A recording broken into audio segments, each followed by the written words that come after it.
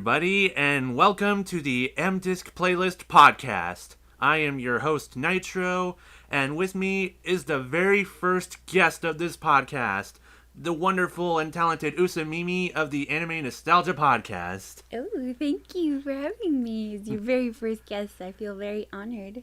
Yeah, thank you for agreeing to help me do this crazy experiment that is podcasting. And thank you all for listening for the very first time ever. I'm pumped. I'm ready to go. Yeah. Yeah, me too. Now, I'm not going to take 5 to 10 minutes of podcast recording explaining what all of this is about because I have an about page for all of that. We're just going to jump straight to the fun. Oh, okay. On this episode, we are going to discuss the music of Yasunori Mitsuda, who a lot of you may know from the Chrono games, Xenogears, Xenosaga. Yes. Now, Usamimi, when you think of Yasunori Mitsuda, what comes to your mind? Chrono Trigger. Chrono Trigger. And Chrono Cross, I guess. But Chrono Trigger! Alright, so you heard it here, folks. Chrono Trigger, Chrono Cross, and Chrono Trigger. I'm just like, okay, when you were like, you should come on my podcast and you should talk to me about Yasunori Mitsuda, I was like, oh, Chrono Trigger. Oh, we'll be going through Chrono Trigger quite a bit. So. Yeah. Well, it's so good. Yes, so good. It is. It's one of my favorite games, like, ever. I think it's a lot of people's favorite games. Yeah. Well, with good reason, because it's so good. And they just did their 20th anniversary, and it is still people's favorite games. It's their top 10, top 5. 20 years, God, like, it doesn't feel that old, like, when you play it, either. Like, I mean, well, graphically it doesn't look like as good as, like, new games and stuff. But, like, in comparison to, like, stuff that you play right now, like, we're going through this kind of phase with games where a lot of things have, like, a retro look, quote unquote. So it actually doesn't look that old if you think about it in that way. Because a lot of people are trying to go back to that, like, a whole thing like, oh, remember when games were like this? Yeah. I like that. And so now it seems almost more relevant than ever to go back and play Chrono Trigger. I think Chrono Trigger has aged better than a lot of 8-bit, 16-bit games. Oh, it totally like, you could give a kid that game, like, right now and be like, hey, you should play this. And they would probably totally go nuts over it.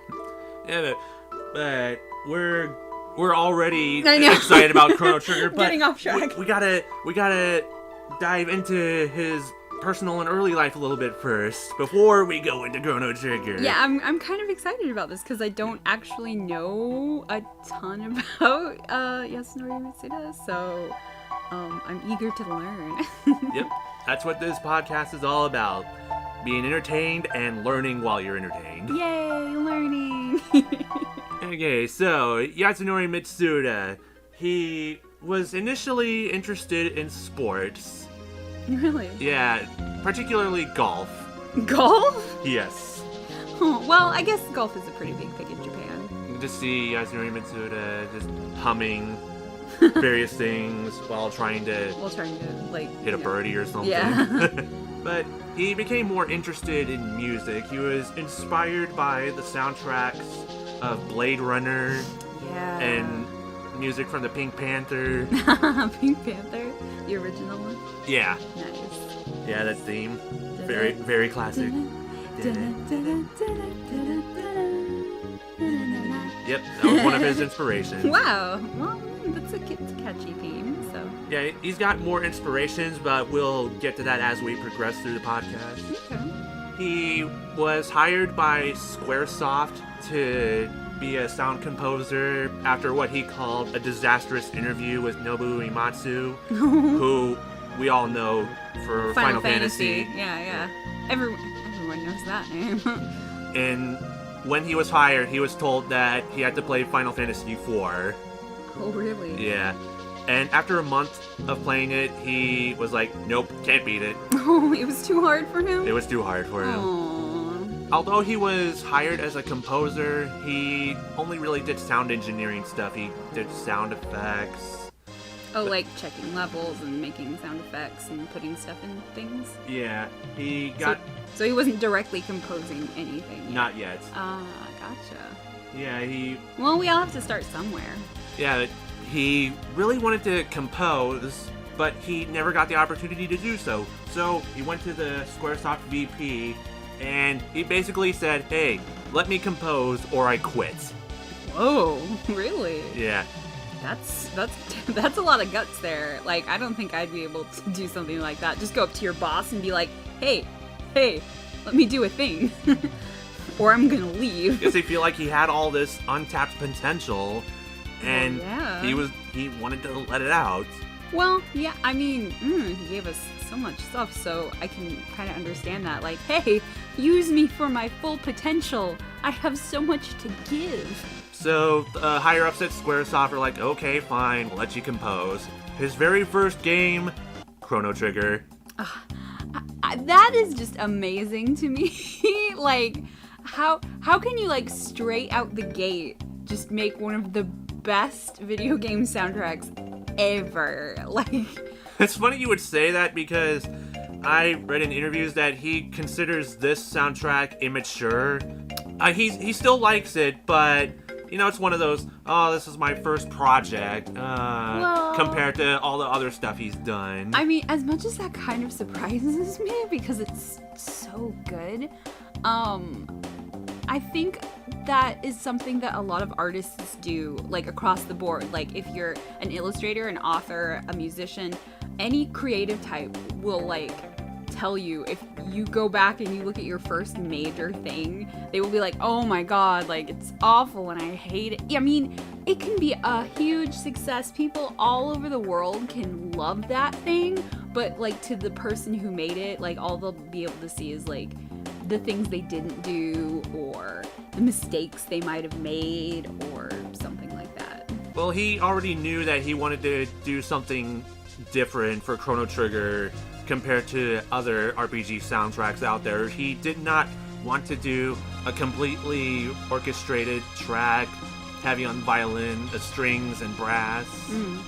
He wanted to do more traditional and jazz sounding compositions for the game. Yeah, I can totally see that. Like, I think Chrono Trigger was probably one of the first games I ever played where, like, the music was something that got my attention. You know, it was like, before that I'd played, like, tons of video games, like, on the Nintendo and, you know, a couple on the Super Nintendo. And, you know, most of them were like, they're okay. They're alright. Some of them are catchy. I mean, you know, like Super Mario Brothers, obviously. Yeah. Zelda, obviously. But then, like, most other games were just like, you know, they're just bleep bloop, you know, kind of things. But with Chrono Trigger, it was like listening to a movie soundtrack or something. It just had this, like, really epic feel to it. Like, the boss battles were really, like, they felt like they had so much emotion, and, you know, stuff was catchy, and you found yourself humming along with it, especially, like, in certain areas where you heard the music, like, really often. And that is a big part of why I wanted you for this episode, because I also felt like Chrono Trigger was the first soundtrack that I really listened to. Yeah, that was one where I was like, when I was growing up, I was like, wow, this sounds like there's an actual, like, orchestra or a band or something performing this. It didn't sound like there was someone at a keyboard just going bleep, blurp, bloop, you know? I liked the soundtrack so much that I would take a tape recorder, put it next to the TV screen speakers, and then hit the record button and recorded the tracks that I liked on cassettes. Oh wow, that's hardcore. Like, I used to do that. That's a total 80s 90s kid thing right there. I used to do that to, like, TV songs that I liked, or me too. Or movie songs that I liked. Me you know, too. Before I realized, like, oh, you can buy that. Yeah. Like, there's a thing you can buy. It took me years to realize, like, later on, that, like, in Japan they actually put the soundtrack to it out on disc, like on Yeah. CD. And when I found that out, I was like, Do once. I was like freaking out. I was like, I could listen to it whenever I wanted. I know. It was like right up there with like all the like movie soundtracks and anime soundtracks that I wanted. I was just like, oh, I want that Chrono Trigger. Because back then it was really expensive, so like I couldn't buy it. But it was like a nice box set, and it was just like, oh, you know, I think it was like 2 or 3 discs or something like that. Oh, I really wanted that thing when I was a teenager. Oh, I wanted it so bad. Well, yeah, as I was saying, Chrono Trigger was the first soundtrack to a game where felt like we wanted to listen to it at all times. And it was just so catchy. It was. I mean, like Gonzalez's theme. Otherwise known as Gato in the English version. Yeah, Gato. Yeah. Da da da da da da da da da da da. Like Silver Pointo. Yeah, if you've never seen, there is a little OVA that was made in Japan for Chrono Trigger, but it has nothing to do with like any of the main characters. It's all about like the monsters, and it is so weird and funny. But it was like never released like on DVD. They aired or it anything. once at an event in Japan. Yeah, it was like a Jump Fest. Yeah, Jump or Fest. something like that. Jump Fest 95. But there is like a ancient VHS fan sub of it that somebody ripped and threw on YouTube. And if you've never seen it, go watch it because it is great. It is the weirdest little thing, and they integrate like the music from the game into it, and it's really funny. Yeah, it's really entertaining. It's weird, but it's hilarious.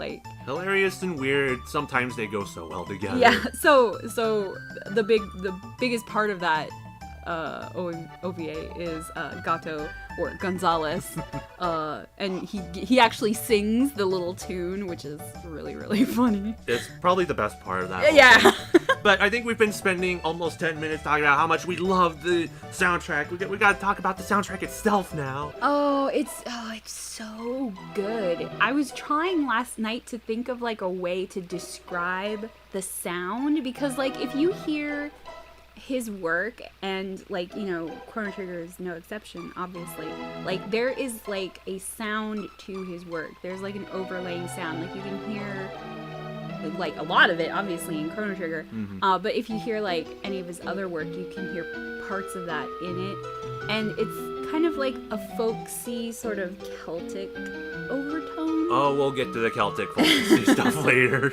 But like It wasn't as prominent in Chrono Trigger, but it does develop. yeah, I mean, it's like a really cool mix of like Celtic and folky, but like also just like sweeping sort of orchestrated, like just, it's really hard to explain, but it's so good. Like, and he has a great ear for like mood, like for the parts of the game that are kind of like a little more lighthearted, a little silly, like, you know, the soundtrack changes a bit. It gets more peppy and lighthearted and silly. Yeah, he has said that he prefers seeing visuals of the scenes he's composing before he actually composes. Yeah, well, that makes sense. Like, you know, movie soundtrack people do that too. TV soundtrack people do that because it's much easier to convey a mood through music if you know what's going on. Like, if you have no idea, if someone just hands you like a little scribble that says like, in this scene, it's gonna be funny. Like, what kind of funny though? Like, is it gonna be lighthearted funny? It's gonna be stupid funny. Like, you know, there's so many different kinds of funny, you know. Yeah. So And a lot of his early compositions, not just for Chrono Trigger, but in general, he composed it with 3 chords because his music teacher taught him that's what the Beatles did. oh, really? Yeah. Well, I think that helps because if you think about it, the limitations of the music you could do for an SNES game were pretty limiting. Like, you couldn't do like the kind of stuff they do now. Like now, if you record a soundtrack for like a game, the sky's the limit. You can do whatever you want. Definitely. You can have a full orchestra, you can have a rock band, you can do whatever the hell you want. But back then for the SNES, it was like, okay, we only have so many notes that we could do. Right. But the fact that he was able to convey all this like feeling and emotion and music through just that limited amount of content was amazing to me. I said earlier that Yasunori Mitsuda wanted to do more folksy and jazz for the soundtrack, but he could not really pull that off with the Chrono Trigger theme, the main theme. Yeah. He wanted to try and do it, but it just didn't work out the way he wanted. Yeah, I mean, like I said, there's only so much you can do with that engine at the time. He really pushed it to the limit, though. I mean, it sounds really, really good. And it's funny you should say he pushed it to the limit, because he literally did push it to the limit. He had to be hospitalized before the soundtrack was completed. Oh, really? Yeah. Oh, I didn't know that. He worked so hard that he got ulcers. Oh. And Nobuo Uematsu ended up having to finish the Chrono Trigger soundtrack in his place. Wow, I didn't know that. Yeah. Oh, poor guy. I mean, I can kind of understand that because, you know, he was probably like, oh, it's my first big thing and I want it to be so good because I have all this, like, you know, he made such a big deal, like you said, going to his, you know, the big boss and being like, let me do this. And then he was like, oh shit, this is a lot of work and I need it to be really good. I mean, Yasunori Mitsuda, he gets credit for Chrono Trigger, but 2 composers also contributed to the soundtrack. Nobuo Uematsu, well, because of emergency. Right. And Noriko Matsuida, he composed the first boss battle theme that you hear. Oh. And Yasunori Mitsuda helped arrange that. But Nobuo Uematsu composed Silent Light, Mystery of the Past, People Without Hope, Bike Chase, Underground Sewer, Primitive Mountain, Burn, Babanga, which is that dance track. Oh, that the funky one. Yeah. Okay, so that makes sense. Like the Tyrant Castle. Okay. And the Sealed Door. Especially the Bike Chase one. Like, now that you've said that that's an Uematsu track, that totally makes sense to me. Because that's a very Uematsu track right there. And plus, like, the whole, like, the racing thing is very, like, kind of in his wheelhouse of, like, weird Final Fantasy stuff, you know? For me, this is totally Uematsu. For me, that track is the Sealed Door one. Yeah. It's the one where you take the pendant and you open the door. Yeah, and that music plays. That I can totally get Nobuo Uematsu from that track. Yeah. The others I had to look up before realizing, oh, that's him. Right. But Sealed Door, I knew that was him. That is a very fantasy-ishy sort of Uematsu thing. Yeah. Now that you've pointed that out, I totally understand what you mean. And there are 2 tracks from the Chrono Trigger soundtrack that remained unused all the way until the Nintendo DS version of the game was released. Oh. Yeah, there was a battle theme, and there was one track, Singing Mountain, I believe it was called, that sounded like it could have been used in a dungeon or a mountain. The battle theme was used for Chrono Trigger DS's attempt at a multiplayer mode. Oh, yeah, okay. And the Singing Mountain track was used for one of the extra dungeons that opened near the end of the game. Oh, okay. That makes sense. They're like, hey, we want to add some stuff. Hey, here's some unused music. Ah, that works. And earlier you said Yasunori Mitsuda has an ear for music. He has said in interviews that sometimes music will come to him in a dream. Well, a lot of, creative people have done that. Like, like I had it, like a writer will be like, I had this weird dream and I turned it into a short story. Or an artist will be like, I had this dream about a person or a thing and I had to paint it or something. He cites the ending theme Too Far Away Dreams as one example of a track that came to him in a dream. Well, the main melody at least. That is interesting. He dreamed Too Far Away Dreams, and he has said that when he saw that song used in the game, he teared up. Aww, because it all came together. It all came together. Aww. I can only imagine how that would feel to be like working so hard and then like all of a sudden like something you made was in a game and then people bought it and like loved it. Like, I mean, there's a lot of feelings. Oh yeah. I know there were a lot of feelings for me when I beat Chrono Trigger for the very first time. Oh my god, yeah. I mean, whew, that game was a roller coaster when I first played it as a teenager. I was just like... And seeing Earth zoomed out all peaceful like, as opposed to seeing it destroyed by Lavos a million times. Yeah. The feels. You're just like, oh, we did it, guys. Finally. We did it. Oh, man. I remember, I played Chrono Trigger before, like, you could easily just go on the internet and be like, how do I beat a game? How do I do this? How does it end? Like all this other stuff. So there would be times where I'd be like, okay, this is totally the last boss, right? And then there'd be like a bunch of stuff afterwards. I'd be like, oh my god! I called Nintendo Power's hotline whenever I got stuck. Man, my mom forbade me to ever do that because that thing was like $5 a minute or something. It was expensive. I didn't care. Wow. Well, what did I know? I was 10 at the time. True. I guess it was because I was a good kid and I asked my mom if I could call the thing first and she was like, hell no. Oh, aren't you special? But anyway, I said earlier that Blade Runner was one of Yasunori Mitsuda's influences. He makes it very obvious with the track Memories of Green.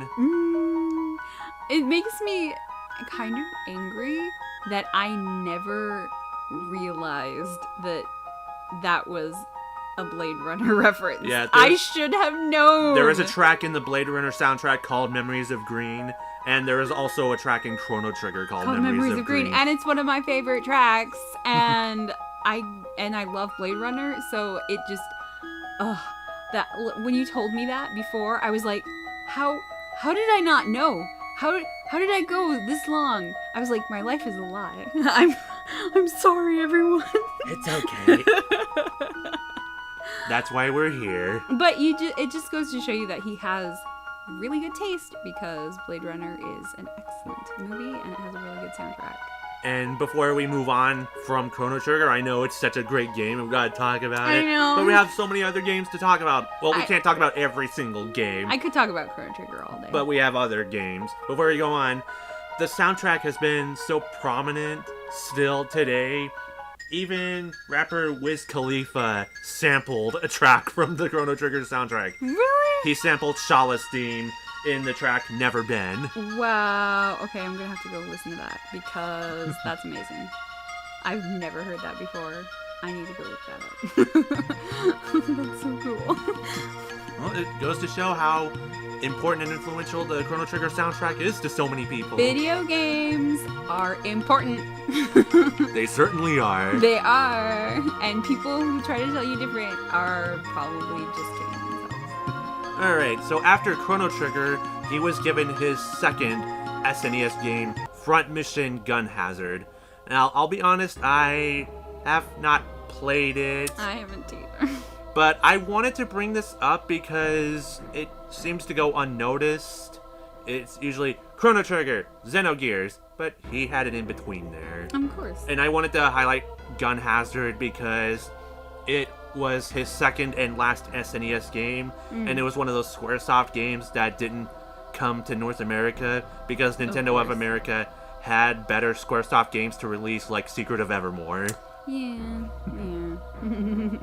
But anyway, Front Mission Gun Hazard is a side-scrolling action game, which is different from the actual Front Mission games, where it's more tactical, right. A tactical mech game. Yeah, it's more like a shooter, but with mechs. Yeah, more of a side-scrolling shooter with lots of RPG elements. And visuals that almost look like a watered-down PC Engine game. Yeah, I looked it up, I think once, and I was like, this looks kind of weird. And the soundtrack for this was very industrial. Yeah, I noticed that because you threw on a little bit of that music the other day, and I was like, this is very different sounding than his other stuff that I've heard. I mean, there's kind of like a little bit of the folksiness to it. It's more like if you took his battle themes and just made them like sound like more industrially. That's kind of like how they sound to me. And I feel bad that we're probably not going to spend as much on this game because the soundtrack to Front Mission Gun Hazard is critically acclaimed. It's not bad. Yeah, even a reviewer for the website RPG Fan said it was better than the Chrono Cross soundtrack. I wouldn't go that far myself, but hey, if you're into that, sure. It just shows that Front Mission Gun Hazard is worth mentioning because it is one of Yasunori Mitsuda's popular, a bit underrated works.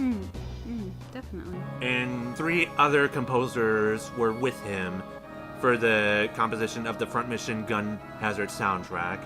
He was joined by Junya Nakano and Masashi Hamazu. And once again, Yasunori Mitsuda overworked himself, so he got hospitalized again before the soundtrack was finished. Man, is this a recurring theme? Does he do this all the time? I think it was just for those games. Well, he was probably like, I want my second game to be even better than my first game, and then that happened. And then, of course, Nobuo Uematsu also contributed to the soundtrack. Were they friends? Or did they just work together They worked together, and he was interviewed by Nobuo Uematsu. So it was either, they had to collaborate on this, or he had to fill in for Yasunori Mitsuda. I want to believe that, on some level, they probably are friends.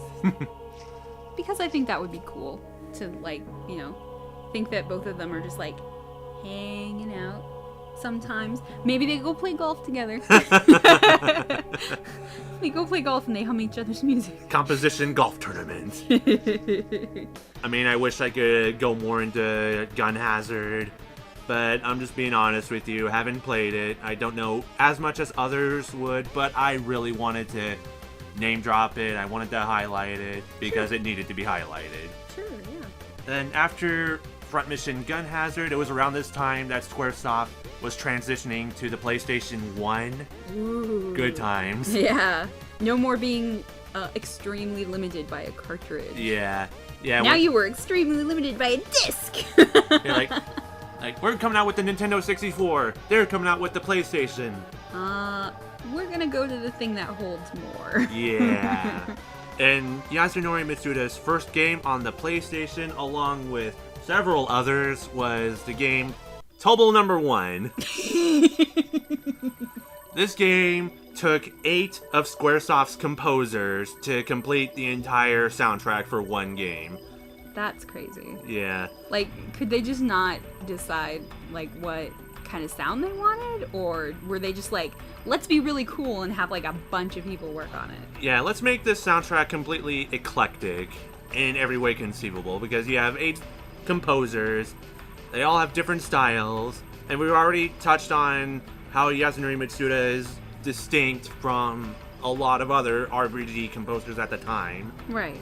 Yasunori Mitsuda, he composed 6 tracks, 1 by himself, the other 5 with some arrangement assistance, and he did get synthesizer programming credits for every single track, regardless of whether or not he composed them. So basically, even if he didn't compose them, he still helped with the arrangement or the performance of it. Right. That makes sense. So I guess while Nobuo Uematsu was working on Final Fantasy VII, Squaresoft wanted to give the others something to do. Yeah, they're well, he's working on this really ginormous game that's gonna be a really big deal. You guys can do this game. And in case I do delete the previous version of the Tobal No. 1 segment, Usamimi here thought that I was talking about the cult classic Tomba. I did! Oh, because the name was very similar. Yes, because Tobal No. 1 sounds very similar to Tomba. Tomba. Okay? Number 1. There's a number 1 right there. But most people don't say number 1, okay? Most people don't. Okay, that's enough of total number one. Now we're gonna get into a game that's probably gonna take up at least 20 minutes. Xenogears. Oh, such a good Oh game. my god, Xenogears is amazing. Yeah, And- although Disc 2 was rushed, it was still an amazing game. Yeah. Hey, if you went back in time and asked my teenage self, like, hey, did you think this last disc was rushed? I would be like, are you crazy? That was an amazing game. Shut your face. Yeah. Shut your face. This game had anime and robots. It had everything. It had anime. It had robots. It had romance. It had adventure. It had fighting. It had pirates. It had pirates. Yeah, it It had did. sand pirates. Sand pirates. Xenogears is just super, super great. And you got to kill God. Shh. Hey, that's a Oh, I'm secret. sorry. You got to kill Days. Yes. Yeah, not God. No. No, not at all. Us Americans couldn't take that if you told us that secret. Yeah. Yeah, it was that secret that almost prevented Xenogears from being released here.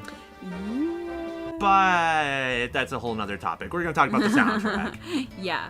Okay, so the soundtrack to this game is so good. It's right up there with Chrono Trigger and Chrono Cross for me. And it's while Chrono Trigger has like a more like epic kind of adventure-y sort of like thing going on with the folksy and the Celticness, this one is more like, I want to say dreamy. Like, it has more of like a dreamy fantasy quality. Well, tracks did come to him in dreams. Yeah, but still with like the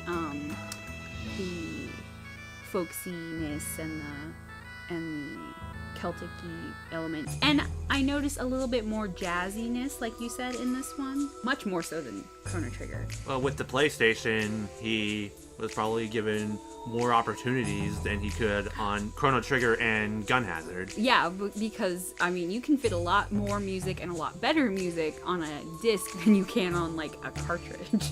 So obviously a lot of effort went into the Xenogears soundtrack. It took 2 years to complete the Xenogears soundtrack. Wow, that's fun. And at the time, Irish music, or foreign music in general, wasn't as popular. So he really wanted to bring that out for this soundtrack.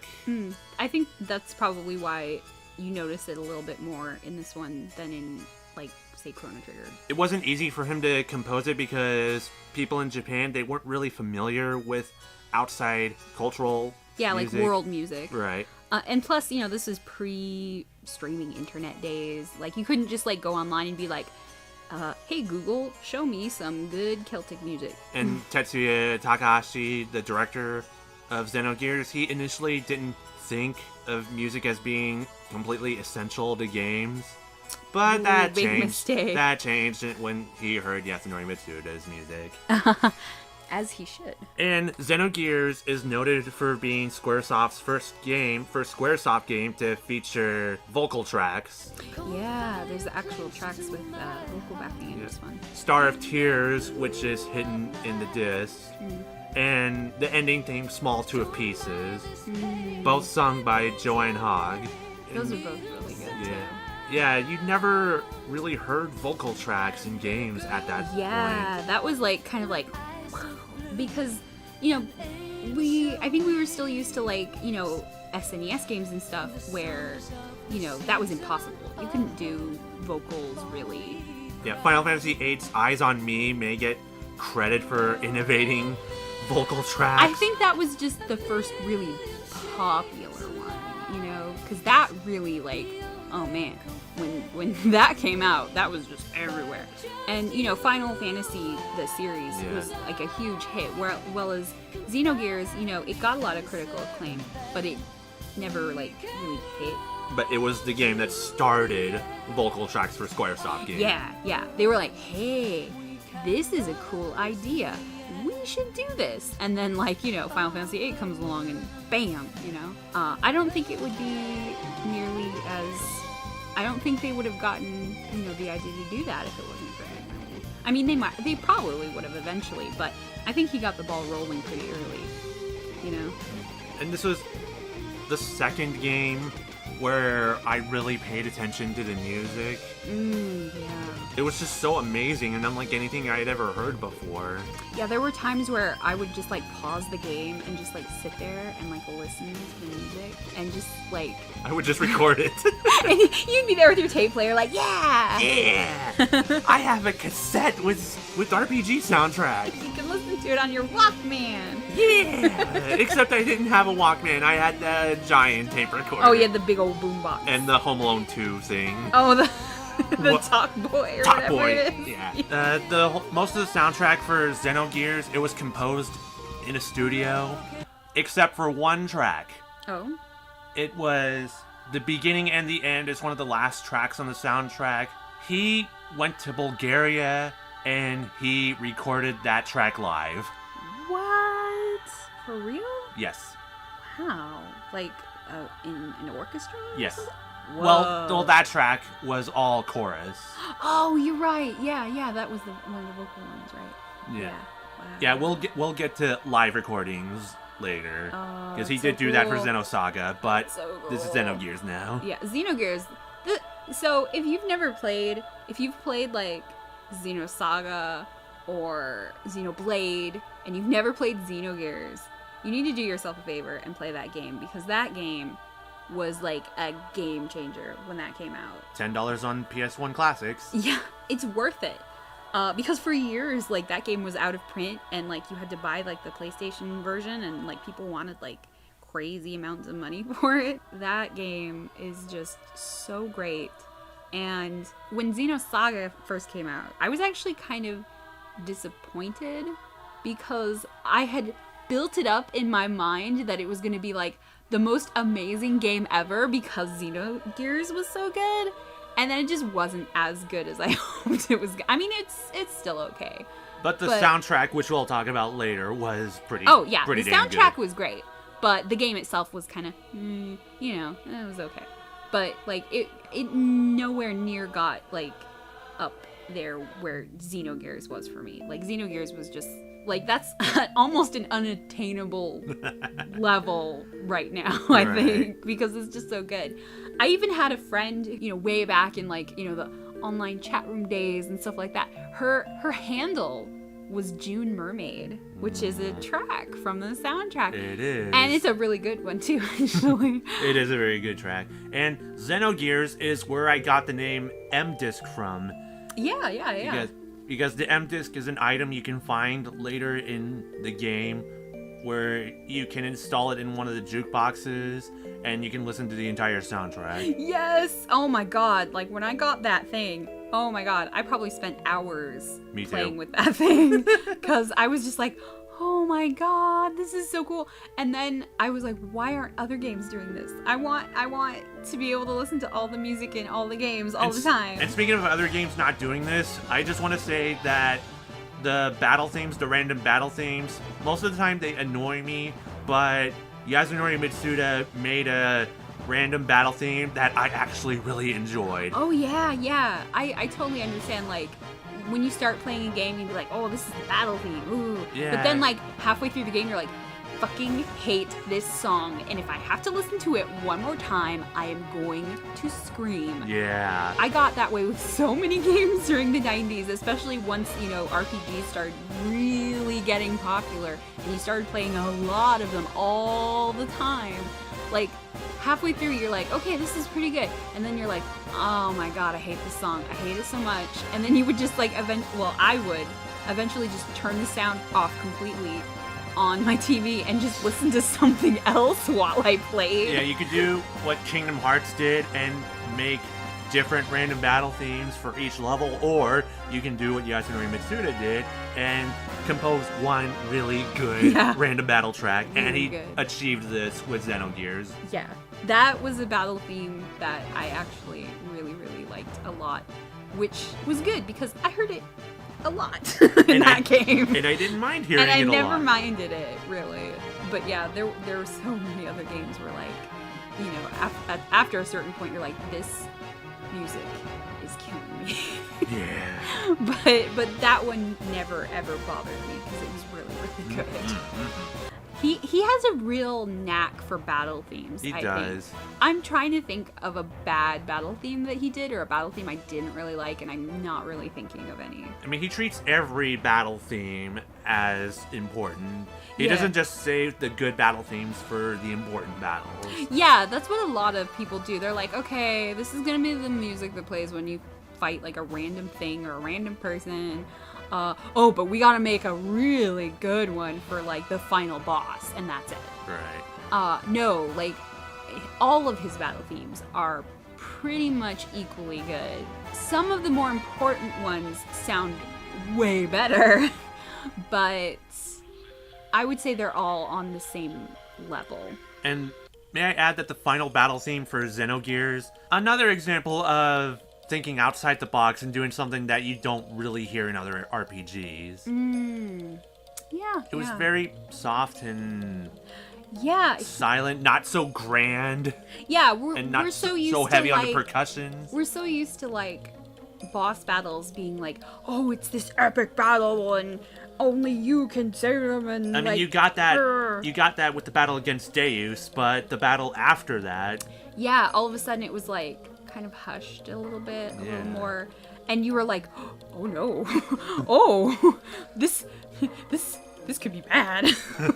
Oh, I better not lose, because but I think that carried over. I think he did that again later in Chrono Cross. yeah, too. he did do that later in Chrono Cross. Which I thought was really, really cool. I mean- And it heightens the mood, I think, because like I was saying earlier, like, you know, you're used to like, okay, it's gonna be big, epic, crazy battle music, and then with something softer, you're like, oh no. Yeah, the track we're talking about in Xenogears is The One Who Bears Fangs at God. And I had to hear this track for the first time on the soundtrack itself because I could not beat Deus the first time I played the game. It's really hard. And it did take 2 years to complete the soundtrack, but Yasunori Mitsuda was motivated by the movie Titanic. Which I think is kind of crazy because, okay, I'm gonna level with all of you. I am probably one of the only people that, you know, that movie came out at the height of me being a teenage girl, and like all my friends were seeing it, and like everybody was raving about it. I never saw Titanic. Ever. I still to this day have never seen Titanic. Literally all of Titanic that I have seen are on commercials or trailers. Or like if someone shows a clip on a show or something. But because that movie was so popular, like all of my teenage girlfriends, like the first thing they do, you haven't seen it? Let me tell you everything that happens in that movie then. And I'm like, oh, well, now I don't have to see it. Thank you so much. The boat sinks, the end. Yeah, the boat sinks. The boat sinks, everyone dies. Too soon. Too soon. Yasunori Mitsuda, he wanted to do a very Irish, very Celtic soundtrack for Xenogears, but when Japan was doing screenings for Titanic, he was pissed. He became incensed that Titanic was doing what he wanted to do for Xenogears. When he heard My Heart Will Go On, he was like, oh, okay, I can the see. rage. I can see why he'd be mad, because that does have a very Celtic flute thing going on in that song. So, under deadlines that were given to him, he would write under the deadlines, finish this soundtrack before Titanic is released.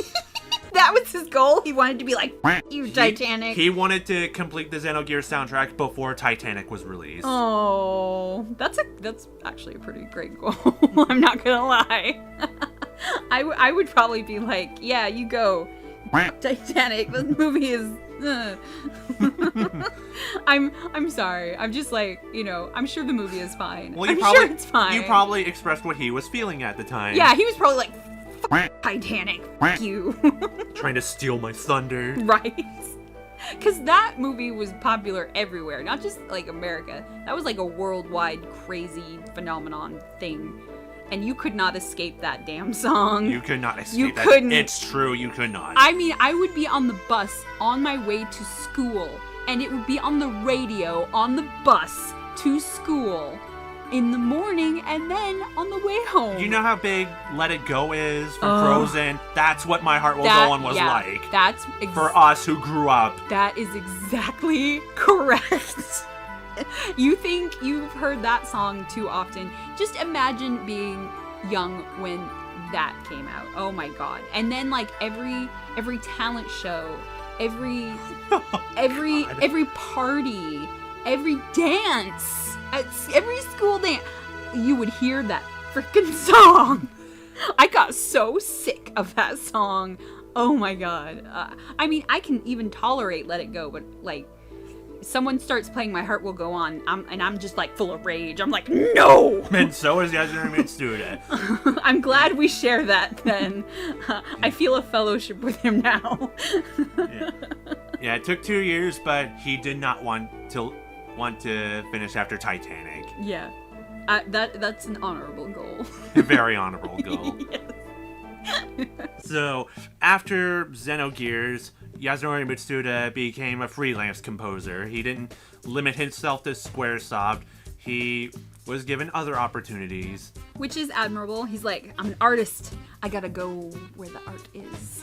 And this is the point where I'm gonna say we're not gonna talk about every single game he did. No, because that would be crazy. But we're still gonna highlight a few games he did while under freelance. Yeah. One of the first ones he did, Mario Party. Yeah, son, Mario Party. It's nice to hear his unique compositions while near killing your friends in Mario Party. He's like, well, I've composed music for killing bosses. Why not music for killing your friends? Well, not necessarily music for killing friends, just music to soothe the people that are almost killing your friends because they took your last star. Aw, yeah, good point.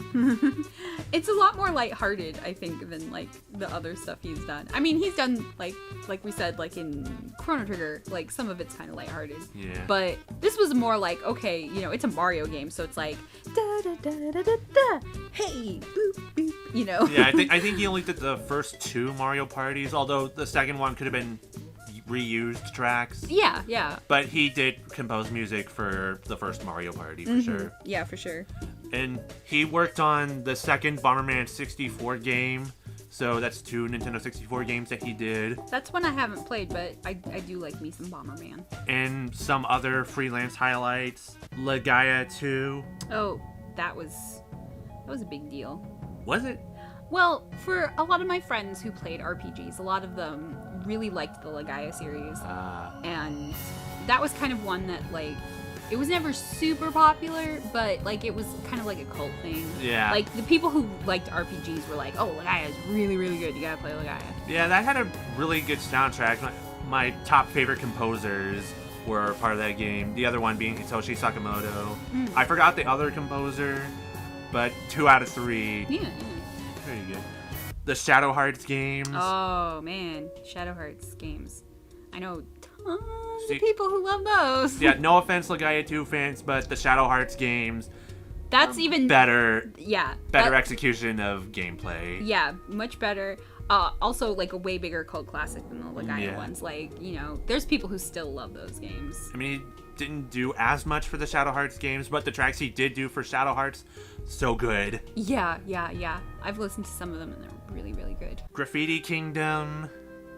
I don't think I played that one. Was that on the PlayStation 2? I think. Oh, was that the one where you draw little monsters? Yeah. Oh, okay, I have played that. That's a fun game. Yep, he did that one. Oh, cool. That's like, okay, if you've ever played Drawn to Life, it's kind of like that, except you draw like little monsters and they fight each other. So it's like Drawn to Life, but like Pokemon. Right. So it's really fun because literally you can draw whatever you want and then fight anything else that's been drawn. And it's just really weird and fun. Literally the best part of that game is just drawing the most ridiculous things you can with that PlayStation 2 controller. Because, like, it's a good idea, but, you know, you're so limited to what you can draw with a PlayStation 2 controller. So this is sort of like proto Okami almost. Right. Like you have to draw, but like you have to use these sticks to do it. Soma Bringer, Santa Destruction, Suganai Atonement, just a few games, just a few examples of some freelance work he contributed to. Sadly, I've never played any of those. And we'll get to more in a little bit, but here's some of the more prominent freelance work that he did. Oh, so this will be some of the stuff that I might have actually played. Yeah, some stuff that we can discuss because they're so big and popular. First, Chrono Cross. Yes, Yep. Chrono Cross. Oh my gosh, Chrono Cross. Yeah, he returned to Squaresoft for Chrono Cross. Okay, Chrono Cross is right up there. Like it's okay. It's not as in my heart as Chrono Trigger, but it's pretty high up there. But for some people like myself, the Chrono Cross soundtrack is better than the Chrono Trigger soundtrack. No. Yes. I disagree. I disagree completely. Well, that's is... okay. Some people liked Chrono Cross better than Chrono Trigger for any reason, and then some like Chrono Trigger more than Chrono Cross. I mean, okay, Chrono Cross has a fantastic, amazing soundtrack, but maybe it's just like my nostalgia for Chrono Trigger is just so high, and I just have so much love for that game and those songs, and it's just like, all the feelings in my heart for that game. Chrono Cross didn't quite get the same for me, but it's way up there. Well, Chrono Trigger, the game, for me, I'd put above Chrono Cross, the game, but Chrono Cross, the soundtrack, way up there, above Chrono Trigger. Okay, well, that's fair. That's fair. I mean, musically... But Chrono Cross is still a great game. Musically, Chrono Cross's soundtrack is more diverse, it's more complex, it's it's better orchestrated because it's not confined to a cartridge. Yes. So it is more, flashy and amazing in a lot of different ways. But I don't know. There's just something about the Chrono Trigger soundtrack. Of course. In my heart, I can't say that Chrono Cross's soundtrack is better than Chrono Trigger. I just can't. Chrono Cross soundtrack is better than I just can't. It is super good, though. I mean, there's some amazing songs in there. But before we go full on into Chrono Cross, we gotta discuss the game that preceded Chrono Cross in a way, which was Radical Dreamers. Yeah. So I kind of lied when I said that Chrono Trigger and Gun Hazard were the only Super NES games he worked on. Nice. But there was a game that took about 3 months to complete called Radical Dreamers, and it was an SNES visual novel style game. Yeah, that's why we never got it. Because it was a visual novel. Yeah. But it was sort of a pseudo sequel to Chrono Trigger's, sort of pseudo prequel to Chrono Cross. But it did use some of the songs and compositions that would later appear in Chrono Cross. Mm-hmm. Yeah, definitely. Because there's a couple tracks that are literally like just new compositions, like the Radical Dreamers theme. Gale, Frozen Flame, mm-hmm. They were used in Radical Dreamers, but they were rearranged and they sound much better in Chrono Cross. They do. They really do. Because, when I found out that Radical Dreamers was a thing, I'd read it in what was it? Probably like PSN or something. I went online to the very primitive internet that we had back then, the world of dial-up and all that fun stuff.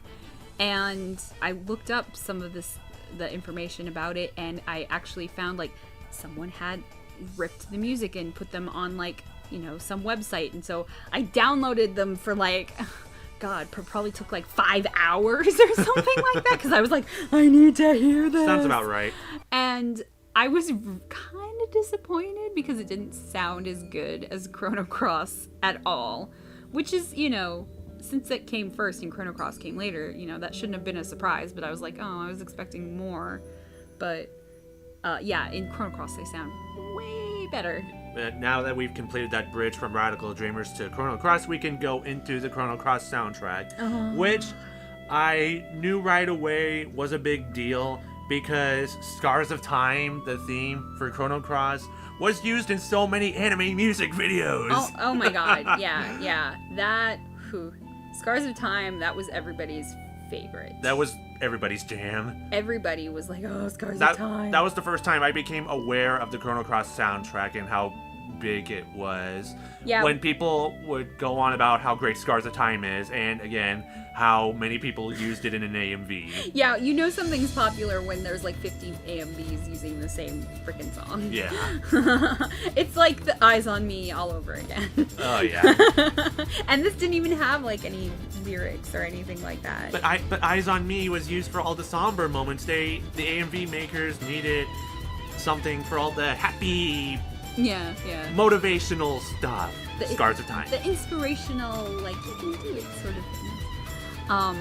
Scars of Time, Yasunori Mitsuda has said in the liner notes that a lot of ideas came to him while composing, and he just poured them all out in this one track. I can see why, because, like, when you listen to the soundtrack, there's a lot of different sounds in there, but all of them are very in his wheelhouse, you know? They all sound very much in tune with all of his previous works, but there's a lot of different stuff. There's like a lot of different things happening. One idea that he was proud of was laying a grand casa on its side, which is a big drum, and he would hit it with brush sticks. With brush sticks? Yes. Huh. To get a specific sound. Yeah. Wow. Well, that's innovative. I mean, that's a cool thing, like, if you're a musician or, like, any artist, is to think of, like, okay, lots of people have done it this way. How can I use this in a different way to make something totally unique and different? And that is definitely, like... He definitely did so many different things. I mean, we've said Yasunori Mitsuda is different and unique, but he really did different things. Yeah, he took the whole, like, folksy Celtic sound... Traditional... and took it to, like, a completely new level. It sounds like it's from another world. Yeah, if you put the Xenogears soundtrack and the Chrono Cross soundtrack next to each other, different things. Yeah, they sound like they're from different universes. And occasionally you will hear the Chrono Trigger melodies. Yes, and I love that so much. I love that he integrated Chrono Trigger stuff into the soundtrack, because it's supposed to be sort of like a pseudo sequel. Like, they're supposed to be tied together, but not completely. It's not a direct sequel. Yeah, that's probably why it's not as highly regarded as Chrono Trigger, because it's supposed to be a sort of sequel, but it doesn't do the greatest job in the world tying it together. I think it's cool that it just does these little things, subtle things, subtle callbacks. The subtle callbacks. I actually really liked the subtle callbacks. Yeah, exactly. That's what I loved about it too. Because, you know, a lot of people, well, me included, I guess, I was a little bit annoyed that it wasn't a direct sequel. But when I thought about it, I was like, you know, if they did just like a direct sequel, it would just probably be more of the same. And it would get kind of boring. It was kind of cool to get like a completely different game, but had like some of the same elements, some of the same sort of feelings involved. And the feels. There's so many feels in the soundtrack. I mean, I think the only thing that Chrono Cross kind of made me go like, okay, you could have scaled back there, was just the sheer amount of characters in this game. Like, I have the Ultimania book, the Japanese, like, it's basically like the manual.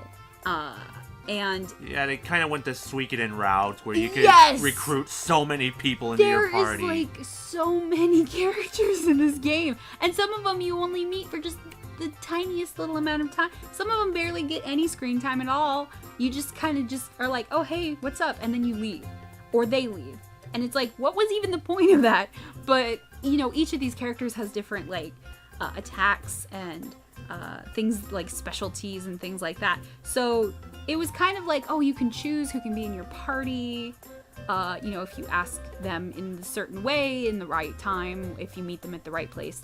And so you could really customize your party to be, like, really different. Like, no two parties were ever alike. Like, I would ask my friends, like, okay, so who was your party in Chrono Cross? That's true. No two parties were We're the same. almost ever alike, but because people would choose, like, completely different people.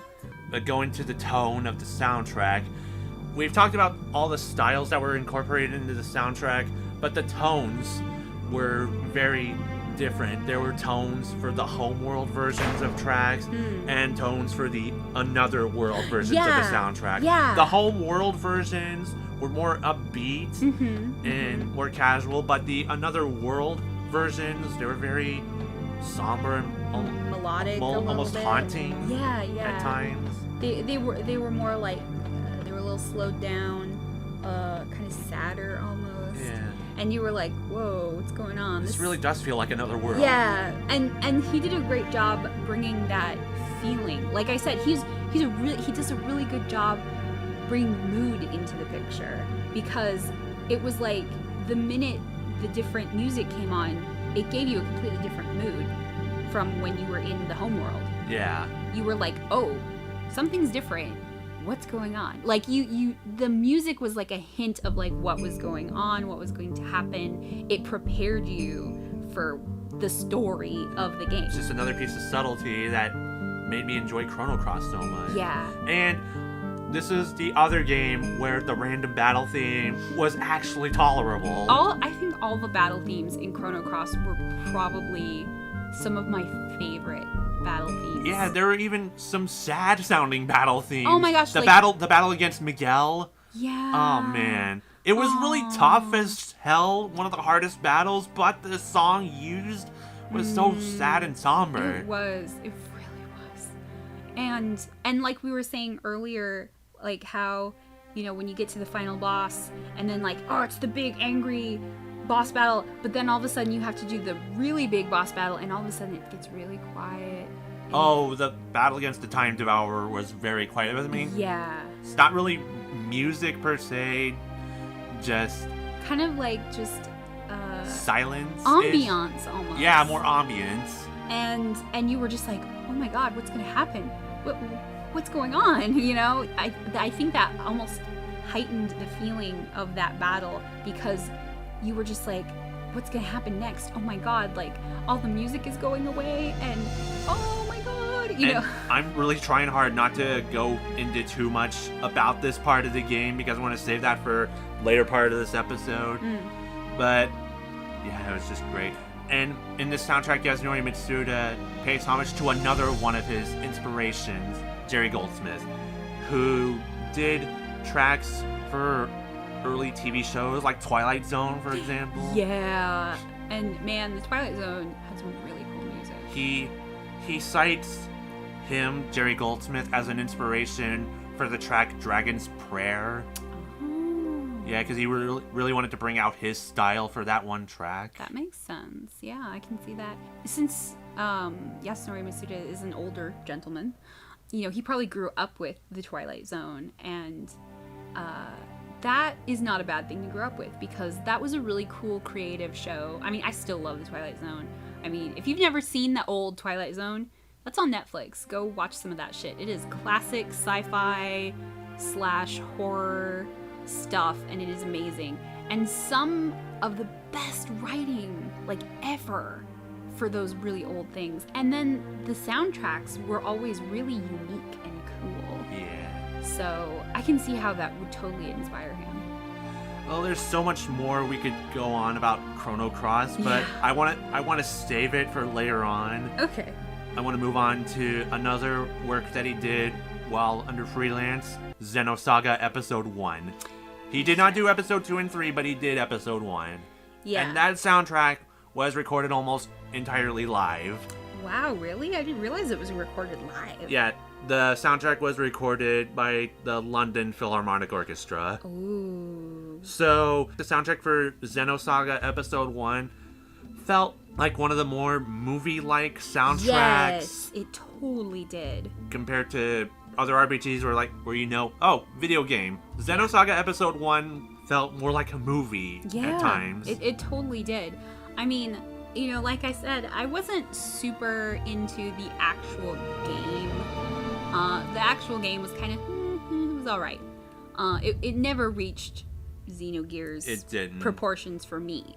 I know it still has its fans, and it wasn't terrible, but it wasn't Xenogears good. Yeah, it wasn't Xenogears good. But the soundtrack, definitely one of the best. Oh my god, the soundtrack was so good.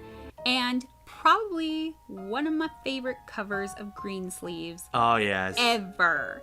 There's a cover of Greensleeves in that soundtrack, and I really like the song Greensleeves to begin with. Me too. I like Greensleeves. So the first time I ever heard that, I flipped my shit because I was like, oh my god, I love Greensleeves. I was so excited. I really like that cover. One of my favorite covers because it's arranged really nicely.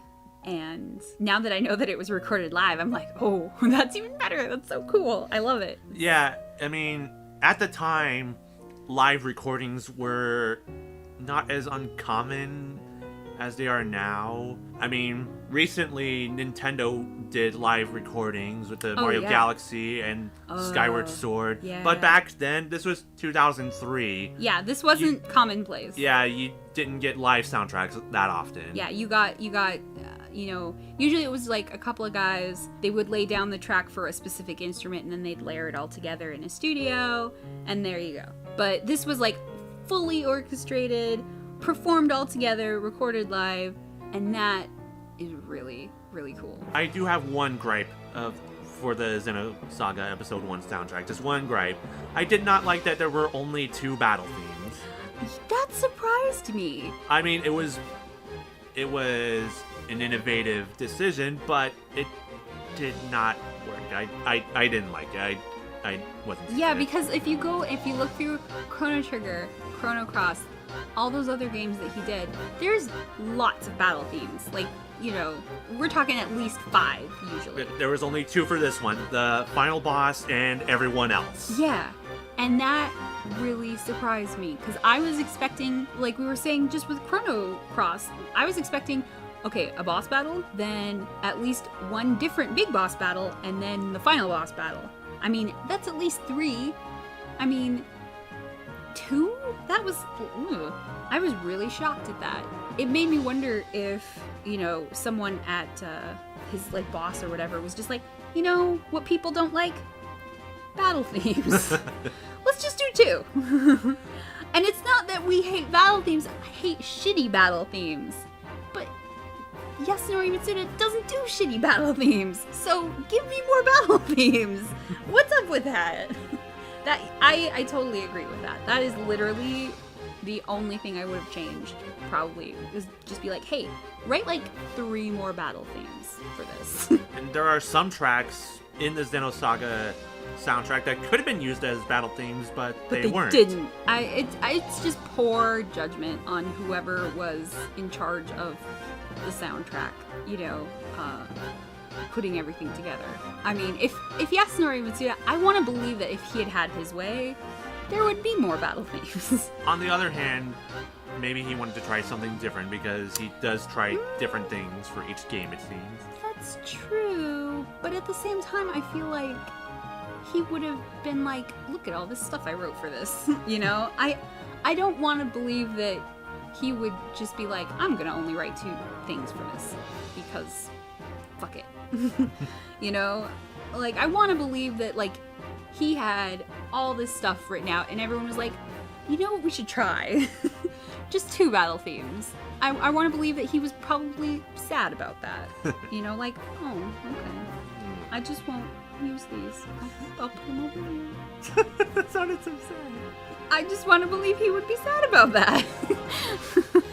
Also in this soundtrack, Joanne Hogg, who sang for Xenogears, she returned for some songs for Xenosaga. Mm-hmm. She contributed to the vocals to the songs Pain and Kokoro, which were both pretty good. Don't know about Pain personally, well, but I like Kokoro. They're not as good as the Xenogears tracks that she did, but they're still pretty good. Didn't really care for the lyrics to Pain as much, but the song itself was still pretty good. The song itself was good. The lyrics are kind of but it's not like she wrote them. Like Chrono Cross, there's more to Xenosaga, but I'm gonna save that for later. I mean, I keep saying that, but there's a good reason for this. Other freelance work he contributed heavily to the series Inazuma 11. Yeah, which is a pretty big deal in Japan. Not just the video games, but the anime as well. Yeah. It's one of those sports animes, guys. One of the sports anime. So some of my friends out there might be like, "Oh yeah, I know that because I know sports animes." Yeah. Yeah, anime nostalgia lady, talk about this sports anime.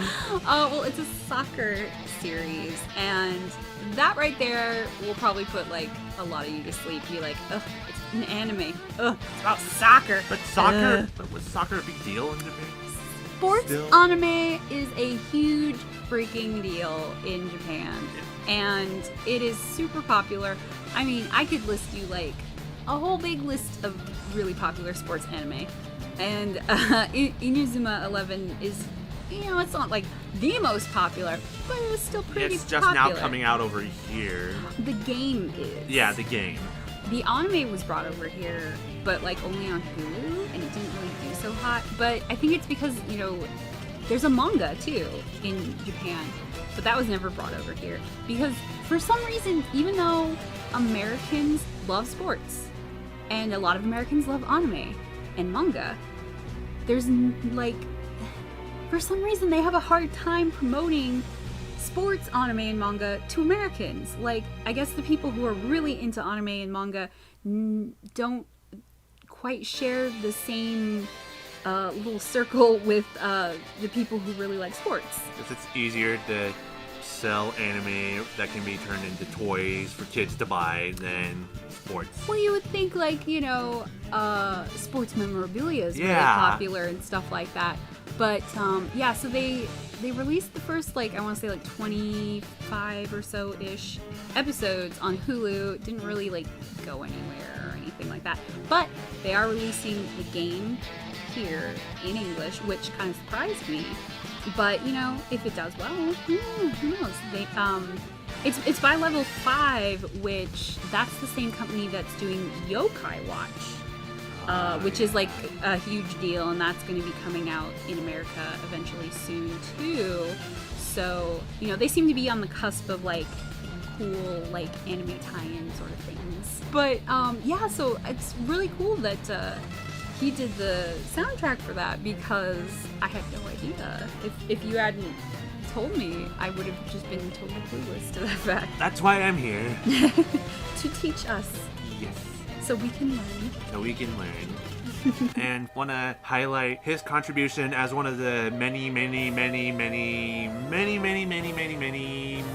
composers that contributed to Super Smash Bros. Brawl and Super Smash Bros. For Wii U and 3DS. Oh yeah. There was a lot of really cool composers on that soundtrack. Yeah, it's just video game music overload. Yeah. Smash Brothers games. And the rearrangements of really well-known video game music is super cool. I always love that. Yeah, Yasunori Mitsuda, he did the first boss battle theme from Kid Icarus Uprising, which I probably should have mentioned.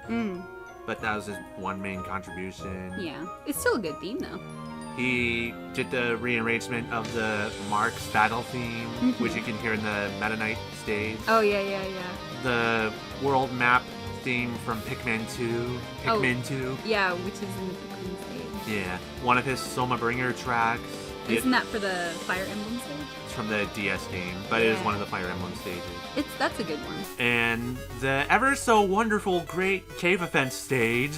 Oh, I don't like the way that stage is set up, but I do like the forest and nature. Yeah, that's right. He did that. I do like that track though.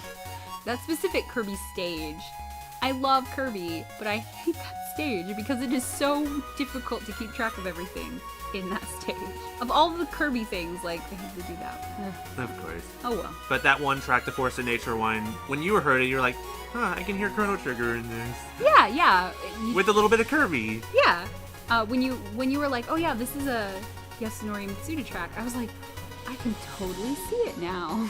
It made perfect sense to me. And the last thing I'm going to bring up before we go into the next part of the episode is, I have to say this, he did contribute to the Xenoblade Chronicles soundtrack. Yeah. I mean, he did Xenogears, he did Xenosaga, at least the first episode. So even though it was just for one track, they had to bring him back for Xenoblade Chronicles. Well, I think that's sort of a gimme. I mean, you can't make a game that's based off of this really epic game that you did like all of this music on and just be like, we don't need you. Which is what they did for episode 2 and 3 Yeah, which is of kind of Xenosaga. which is kind of bullshit. But at the same time, those games weren't that great. And they're not going to use him for Xenoblade Chronicles X that I'm aware of. Instead, it's the composer from Kill la Kill, which will still be interesting. Yeah, that would still be pretty cool because Kill la Kill has an amazing soundtrack. But no Yasunori Mitsuda, sadly. Yeah, but it's not really. What I've seen of that new game doesn't look like any of the previous games, really, like at all, in terms of gameplay. Right. So that makes sense to have something completely different. Because it's not the same sort of thing. It's not the same sort of feel. It's not going to have that same kind of mood. So, I can see why they went with someone different. Right. Okay, so we've spent almost 90 minutes covering as much of Yasunori Mitsuda and the games he contributed to as we could. If we left out anything or didn't talk enough about a particular game, we apologize. It's really hard to go through like a composer's entire body of work in a short amount of time. Yeah. So I think people will be understanding about it. So now we're going to move on to a segment of MDisc playlist that I like to call Shuffle. Ooh. In Shuffle, my guest and myself will take 5 tracks from the topic we're discussing in this episode. Of course, Yasunori Mitsuda. Each of us are going to take 5 Yasunori Mitsuda tracks, and we're going to take turns discussing one track that we really like and why we like it. Now, I gotta say, when you told me, hey, you have to pick 5 Yasunori Mitsuda songs that you really like your 5 favorite ones, I was like, oh, this will be easy. And then I was like, oh no, this is really hard. This is super hard. Well, in the spirit of Shuffle, this isn't a top 5 anything. It's right. just 5 tracks 5 that tracks. we like. If I had you do top 5, it would be really difficult, wouldn't it? Well, that's what I wanted to do, though, is I was like, okay, what are some, like, my 5 favorite tracks? Well, you could do top 5, but it's not required. Yeah, well, I could not put any of these in a specific order. Right. To save my life, ever. But just picking 5 was just like, can I just say all of Chrono Trigger? No. Damn it. So, in Shuffle, I will let the guest go first each time. So, Ooh, okay. your first track. Okay, my first track. Well, let's see. Well, since I was informed by you that this one was actually inspired by Blade Runner, I'll say Memories of Green. Yeah. Which I had no idea, but that was probably what drew me to that track. One of the overworld themes in 1080. Yeah, and it's so good. I really love that track. It's one of those songs where when I think of Chrono Trigger, that's a song that comes to my mind. There's like a handful of them, and that'll be one of them all the time. Like, and the minute I hear it, I'm like, Chrono Trigger. I know exactly what that is. Yeah. I know exactly what that is. Well, it's good that you have Chrono Trigger in your 5 because, going through the Yasunori Mitsuda tracks to choose from, I couldn't find room for Chrono Trigger. That's just sad. I know, but I love the soundtrack. But the 5 tracks that I chose for Shuffle, I just like them more than the Chrono Trigger soundtrack, but only slightly. Well, it's a good thing you have me here. Yes. Because Chrono Trigger is amazing, and I guess I just hold it in a little bit higher regard than you do. Well, that is why I invited you. Okay. My first Shuffle track is Omen from Xenogears. Oh, that's a good one. Yeah, it's one of the dungeon themes. It also happens to be the final dungeon theme. It just sounds so peaceful and sweet and melodic, but then halfway through, it sounds very creepy and ominous. Yeah, I like that. Yeah. I really do. Yeah, I like that was one that I actually was like, I almost put that on my thing. That was like when I was just blindly writing tracks down and like trying to pick 5. That was one that was on Yeah, it. when I say sweet, I like the piano, but when the piano was fading, I was like, piano, where are you going? Come back! Don't leave me alone in this dark dungeon. Yeah. It goes in a completely different direction. Oh, it does. And it's really cool. I really like how he did that. Yeah. Right. Track 2, Usamimi. I'm going to say, let's see, Wind Scene. The overworld theme for 600 AD. Yes, which is another song that, when I think Chrono Trigger, this is one of the songs that come to mind. That is one of my favorite overworld themes as well. It's really good. It's just very, when you hear it, you just I want to go on an adventure or something. And you're like, yeah. And I just want to say that I really liked how the overworld was handled in Chrono Trigger. Yeah. Not just for the music, but it was almost open-ended, but not really open-ended. Yeah. But I liked that I could go around, go into towns, go into buildings, talk to people without once having to worry about a random battle happening. Yeah, that kind of spoiled me, actually, because after I played that game and I realized that, not very many other games did that, I was kind of mad. Yeah, Wind Scene and Quarters of Time, I think, are my favorite overworld themes from Chrono Trigger. That's another one that almost made my list because it's really, really good. But we're name-dropping it, so honorable mention. Yeah, honorable mention. Kind of like how I did the honorable mention for Green Sleeves a while back. Yeah. Because I almost wanted to put that in here too, but I was like, well, that's a cover of a song. He didn't really write it, so. But still, honorable mention because it's really, really good. Yes. Alright. For me, track 2 is Life a Faraway Promise from Chrono Cross, which is probably one of my favorite instrumental pieces ever. It is so amazing. It is so well produced and well composed. And I heard it before I saw how it was used in the game. Oh. But I still loved it so much. And even Yasunori Mitsuda said in the liner notes, it's really good, but you have to see how it's used in the game to get the most out of it. That's true, yeah. But to get to that point in the game was so difficult. You're in the battle, you're fighting Time Devourer, and you and the enemy have to do a specific set of attacks in a very specific order. You do that, you get the true ending, and you get that track. Again, one of the best instrumentals ever. It's really good. It's amazing. And then you get all the emotional resonance with the ending. Yeah. And it's like, wow. When I first heard it, I thought it was the final battle theme for Chrono Cross. But I can see why you'd make that mistake, though. But that's okay. What they did for Time Devourer, the ambience, as you said, that was pretty creepy. Yeah, the too. ambience But sound. if you went ahead and killed Time Devourer, you jump straight to the credits. You don't get any of that. And when I first You're got like, to that point, I fucked up. when I got to that point, I'm like, oh no, I defeated him. Reset. I didn't want to see the credits yet. I mean, this would probably be my number 1, but I'm not putting this in any specific order. Right. Because that would be too hard. That would be very hard. I don't think I could do it. It's very hard for me to do top whatever lists of things because I'm always like, oh, I don't know. Don't make me choose. So my next one, I'm gonna kind of go along with the Chrono Cross thing and say Dragon God. Oh yeah. Oh my gosh. Okay, the first time I ever heard this song. I mean, if you know the Chrono Cross soundtrack, you know this is a song that comes on when you're fighting the Time Devourer thing.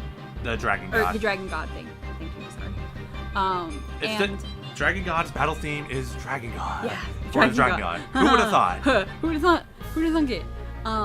And it's near the end. Yeah, it's near the end. And it's just really emotional. And some people would consider this the true final battle.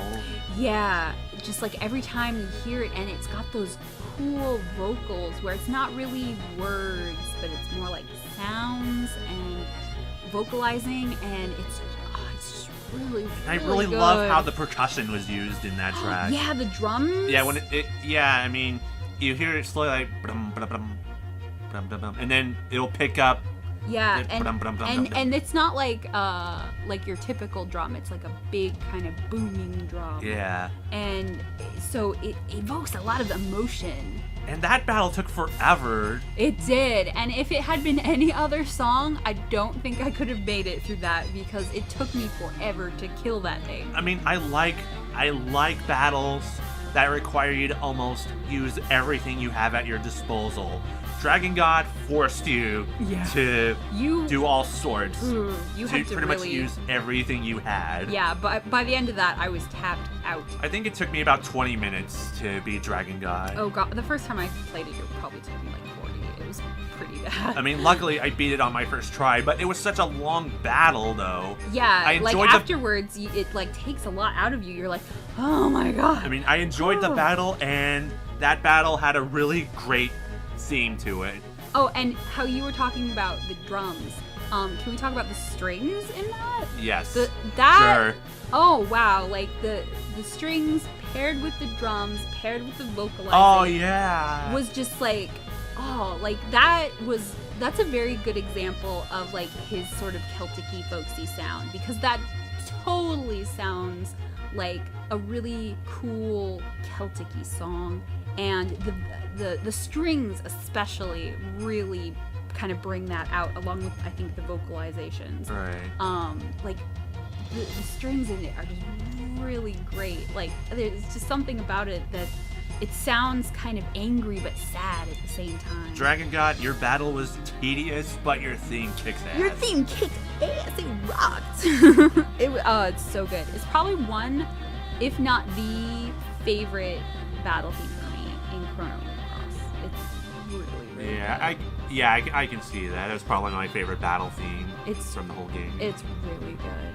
And the first time I heard it, I was just blown away. And I hadn't listened to it for a long time. And when I was listening to stuff for this, I put it on and I was like, oh, all the feelings are just rushing back to me. It's so good. So many feels. I know. And we're just getting started. Track 3 for me, the ending theme of Chrono Cross, Radical Dreamers. Oh, it's a good one. Oh man, I'm getting emotional just thinking about it. The feels. I mean, Joanne Hogg was his go-to vocalist for his songs, but for Radical Dreamers, Noriko Mitose, and I'm sorry if I said that wrong, she was used to sing and write this song, which was kind of surprising because at least in the States, they translate the songs or sing it in English. Yeah, this game was released still at that stage where if something was in Japanese, it was automatically translated into English. Yes. We had to westernize it as much as humanly possible. Yes. But I guess for this, they thought that it sounded enough like otherworldly and foreign-y that people might not even realize that it was in Japanese. So maybe that's why they kept it. Or they just didn't have the time or money to do so. And it was so simple and so emotional that all you had was the vocals and the acoustic guitar. Yeah. Yasunori Mitsuda said he almost considered strings in the track, but he dared himself not to do it, and I'm glad he didn't. Yeah, that was a really bold move because, like, I don't think I can think of any other song he's ever done that stripped down and just a guitar and a person singing. Yeah, it's probably my favorite ending theme, one of my favorite ending themes to a video game. Yeah, it was really good. It was super, super good. And like you said, like, the feelings. But you can't enjoy it without beating Time Devourer properly. Yeah. Otherwise, it just goes right to the credits. Yeah, and you're thinking, what just happened? You're like, you're too distracted wondering what could have been to enjoy it. Did I fuck it up? The first time I ever beat it, like, I didn't know, like, you had to do the thing, and that's what happened to me, and I was like, what'd I do? What? That's it? What happened? Yeah. I was very upset, and then someone told me, like, oh no, you have to do this thing, and then you get the real ending, and I was like, oh, okay. So you get the wonderful Life of Faraway Promise, and then you get the Radical Dreamers. Yeah. And all the feels come in, and then you can enjoy that track properly. And enjoy the ending properly. Exactly. or you should say enjoy a ending. A ending, yeah. That's true. Get a ending. Track 4. Okay, so I have to put this in here because it feels like mandatory. Frog's theme. Frog's theme! Frog's theme! Yes! Say it 3 more times, why don't you? Frog's theme, Frog's theme, Frog's theme! Frog's theme is awesome. And I challenge anyone to not smile when they hear that song because you can't. It is impossible. All I can think of when I hear Frog's theme is Frog saying, "I have failed you. I'm leaving. I will not appear until halfway through the game." Poor Frog. But I love that song. I love it. And every time it came on in the game, it was just like, oh, yeah! Yeah! I suppose you can also associate it with him pulling out the Masamune for the first time. Yeah, because that was a really cool part of the story. Like, I really loved that whole scene where they were in the castle and he pulls out the Masamune. And that was just like a really like, yeah, we're gonna get that guy! F*** them! We got the Masamune now! It's so cool! Like, that was just a really awesome part of the game. And whenever that song came up, you were just like, yeah. Yeah, each character in Chrono Trigger had a really cool theme attached to it. All of the character themes are really good, and it was really hard for me to just pick one, but I was like, oh, okay, no contest. Frog's theme. That's why I like going to the end of time and inviting a character to join my party just so you can hear their theme playing. Yeah, because then when you pick them, it starts playing and it won't stop until you leave. Yeah. So you can listen to the whole theme while you're in there, and then if you change your mind, you can just pick another one and you can hear the thing again. I know. Which was such a cool little thing, like it's almost like a little Easter egg. Like, I thought that was a cool way to be like, hey, how can we have them hear the themes? I know. We'll stick them in the door of time. It'll be great. Yeah, the characters select. Too bad Marl's theme was depressing though. Yeah. Compared to the other ones. Yeah, mostly the other ones were pretty like uplifting or like, you know, just kind of like, yeah, get you pumped up or something. Or with Matches' theme, "I'm gonna kill you." Or, I mean, then you got Robo's theme. Honorable mention to Robo's theme, because Robo's theme is pretty rad, and I almost put it in here, except I realized it's basically a rearrangement of Never Gonna Give You Up. But screw all those, Frog's theme, right? But, so, I was like, I gotta go with the more original Frog's theme. The more original Frog. The OG. The OG Frog. I just can't help it. That theme is really cool, and it just the beginning of it is just really fun too. Just the way it starts. Like, you're just like, yeah, I'm gonna do it. Yeah, You're gonna do it. It's like, you know, it's just really fun. It gets you pumped for battle, for your RPG battle. With the OG Frog. With the OG Frog. There needs to be more characters when you put in the names, because next time I want to play Chrono Trigger, I want to name him OG Frog. or just OG. Oh, OG. DOG. DOG? DOG. You're gonna name Frog Dog?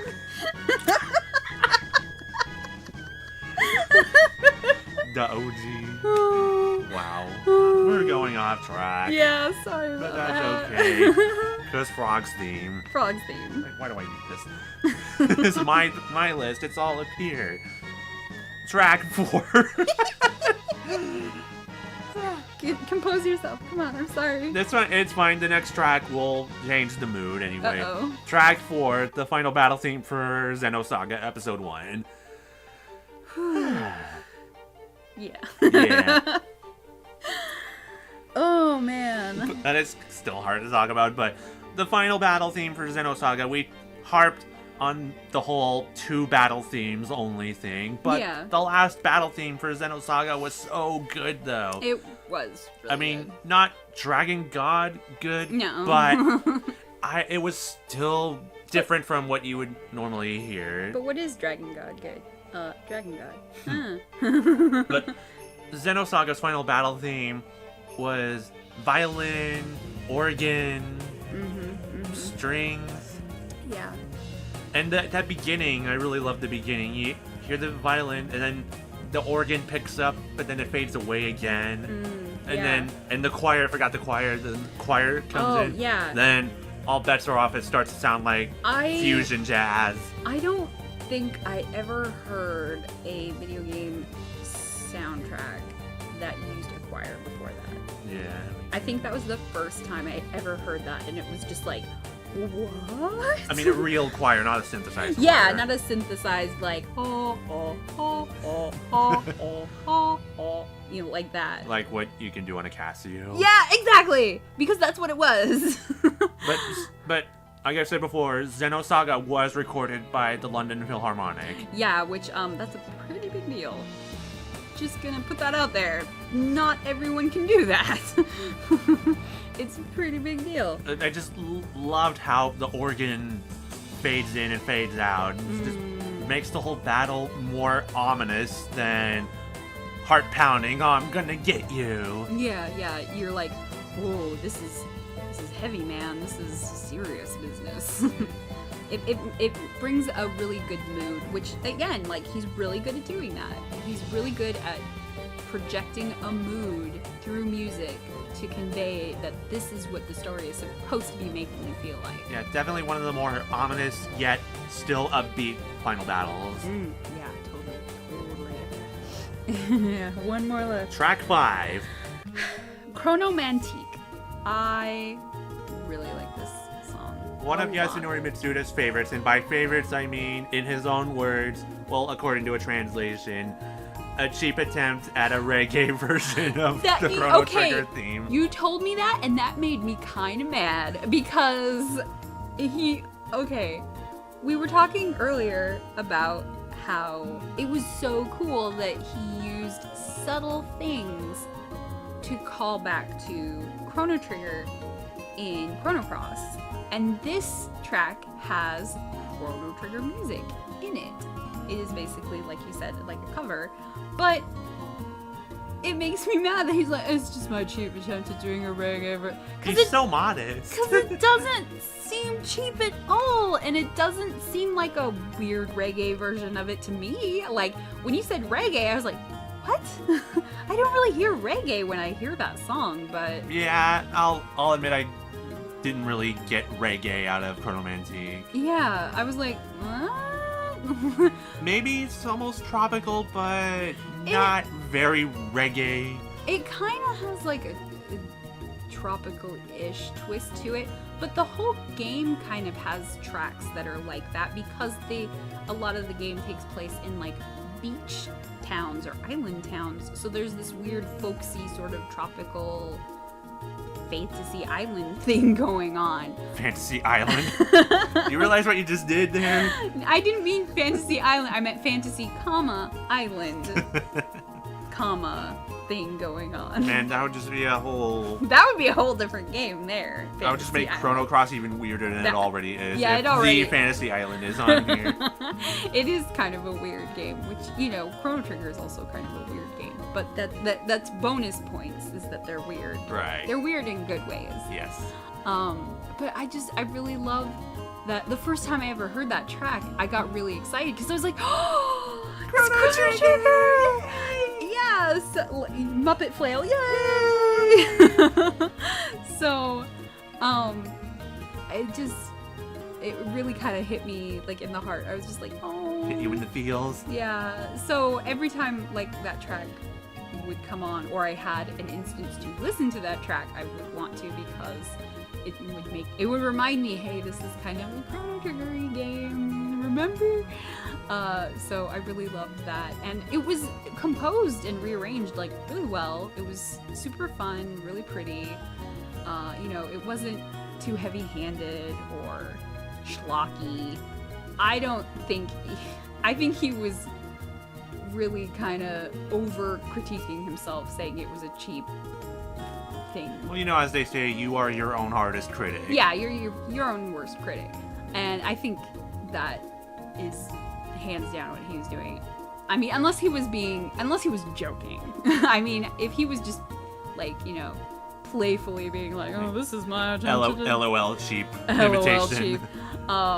But I totally disagree. I think it's a great track, and I always loved hearing it, and it always made me smile when I was playing Chrono Cross, so I had to put it on here because I was just like, yeah, Chrono Trigger music.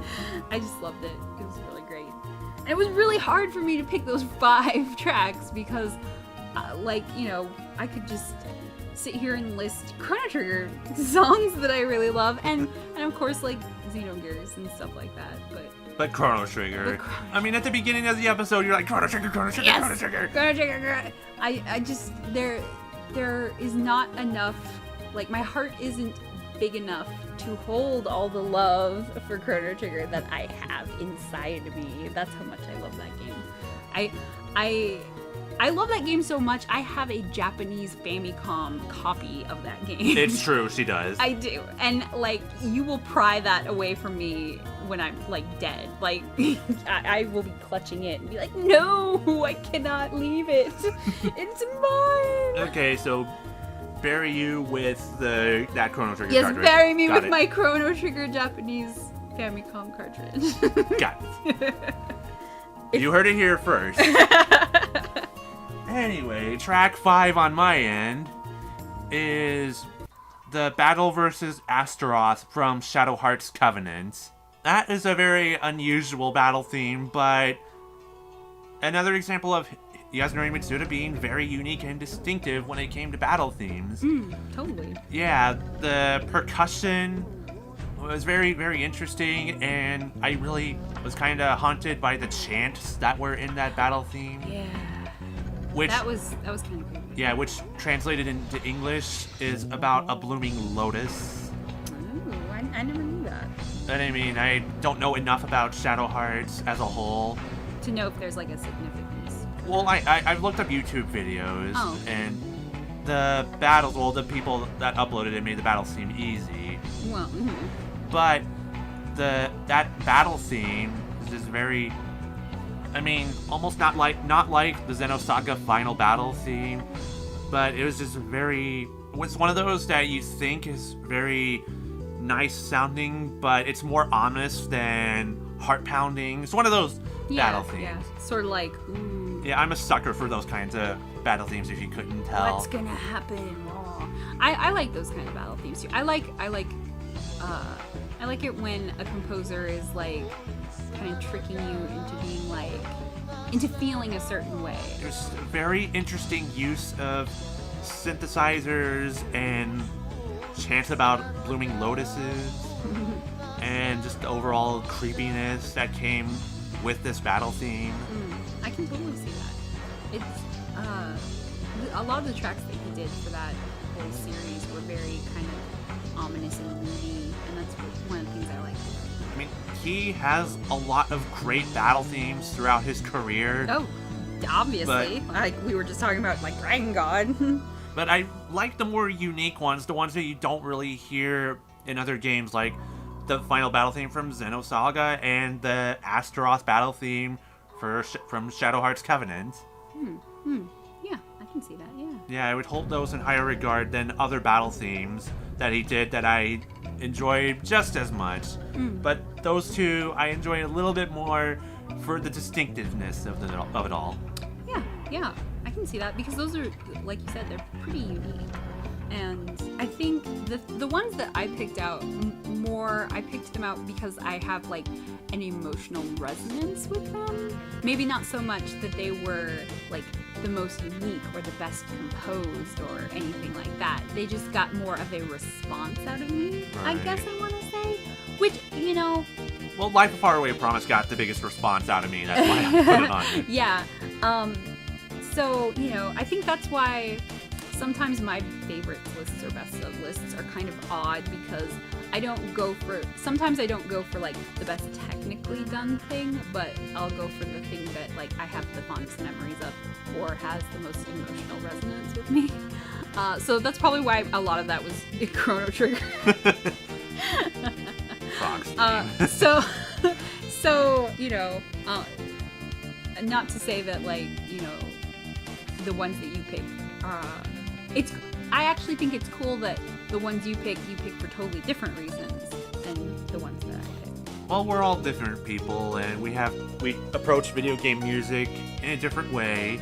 Yeah. But we're all together because we have this respect for the video game music. That's the bottom line. It's about the respect. Definitely. Yeah, you could approach it from a technical standpoint, historical standpoint, or an emotional standpoint. You still respect it, and it still enhances the experience. Yeah. And obviously, like, I wouldn't like it if it wasn't technically good. I mean,